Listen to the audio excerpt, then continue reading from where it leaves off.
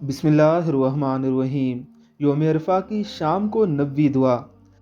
سیدنا ابن عباس رضی اللہ تعالی عنہما کہتے ہیں، نبی علیہ الصلوۃ والسلام نے عرفہ کی شام کو یہ دعا کی: اللہم انکا ترا مکانی و تسمع کلامی و تعلم سری و علانیتی لا یخفی علیک شیء من امری انا البائس الفقیر المستغیث المستجیر الواجل المشفق المقر المعترف بذنبه اسألک مسألة المسکین وابتہل الیک ابتہال المذنب الذلیل واعوذ بک دعاء الخائف الضریر من خزاعت لک رکبتہ وذل جسدہ ورغم انفہ اللہم لا تجعلنی بدعائک شقیا وکن بی رؤوفا رحیما یا خیر المسئولین و یا خیر المعطین۔ اے اللہ، تو میرے وجود کو جانتا ہے،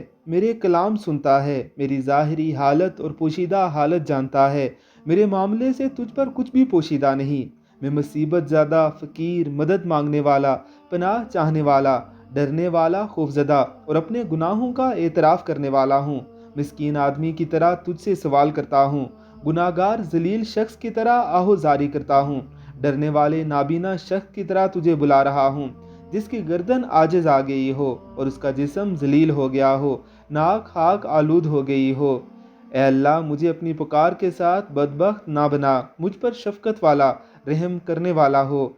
اے وہ ذات جو تمام لوگوں سے بہتر ہے، جن سے مانگا جاتا ہے، اے وہ ذات جو تمام دینے والوں سے بہتر ہے۔